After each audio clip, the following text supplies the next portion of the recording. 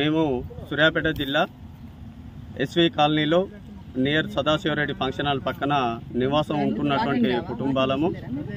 గత 10 సంవత్సరాల నుండి మాకు ఈ ఫంక్షన్ హాల్లో వస్తున్నటువంటి వ్యర్థాలను, చెత్తను, చెదారాన్ని, అదేవిధంగా తినేసిన ప్లేట్లు, బొక్కలు, అదేవిధంగా ఆ గ్లాసులు, ప్లాస్టిక్ వ్యర్థాలను మొత్తం తీసుకొచ్చి మా ఇండ్ల వెనకాల పూసి ఇక్కడ అంటు పెడుతున్నారు. దీనివల్ల ఆ స్మెల్ను, ఆ వాసనను పీల్చి మేము అనారోగ్యం పాలై హాస్పిటల్ పాలవుతున్నాము.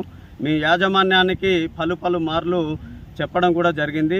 వారు చెప్పినా కూడా వారు పెడచెవిన పెడుతున్నారు.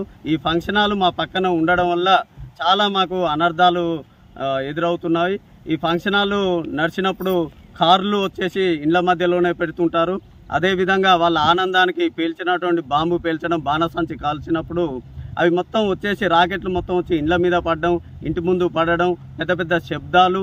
అదేవిధంగా ఎలాంటి పర్మిషన్స్ లేకుండా కూడా వాళ్ళు ఇవాళ డీజే పర్మిషన్స్ తీసుకోకుండా కూడా వాళ్ళు డీజే నడిపేసి ఇక్కడ ఎంతోమంది హార్ట్ పేషెంట్లు కూడా ఉన్నారు.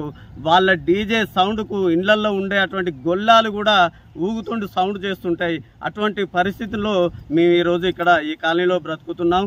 మేము మంచి చక్కని వాతావరణంలో, చక్కని గాలిలో బ్రతుకుదామని ఎక్కడో ఉన్నటువంటి సిటీ నడిబొడ్లో ఉన్నటువంటి మేము అందరం కూడా అక్కడ ఇండ్లు వదిలేసుకొని వచ్చి ఇక్కడ మేము ఉంటుంటే మాకు ఈ పరిస్థితి గత ఇల్లు కట్టిన కానుండి 10 సంవత్సరాల నుండి ఇదే పరిస్థితి నెలకొంది.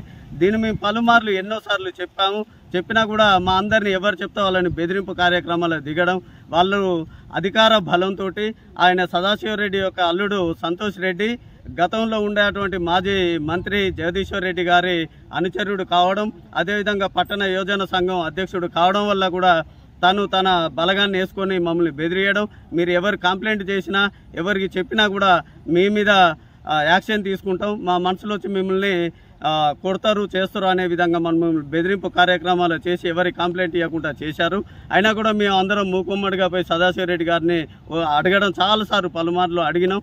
తను ఈ నుండి చేయం అనుకుంటూనే మళ్ళీ పోస్తున్నారు.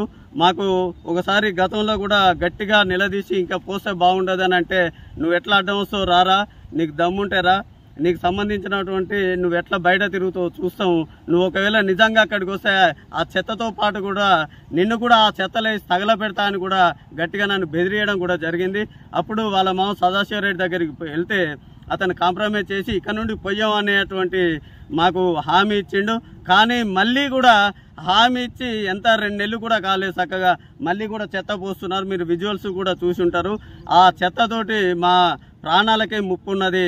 కాబట్టి దయచేసి ఇమీడియట్లుగా ఈ చెత్తను తొలగించేసి మళ్ళా కూడా ఫర్దర్గా కూడా ఇక్కడ చెత్త పోయకుండా ప్రభుత్వ అధికారులు దీని మీద దృష్టి పెట్టి ఇమీడియట్లీ దీన్ని తొలగించవలసిందిగా మేము కాలనీ తరఫు నుండి మిమ్మల్ని విజ్ఞప్తి చేస్తున్నాం. నమస్తే అండి.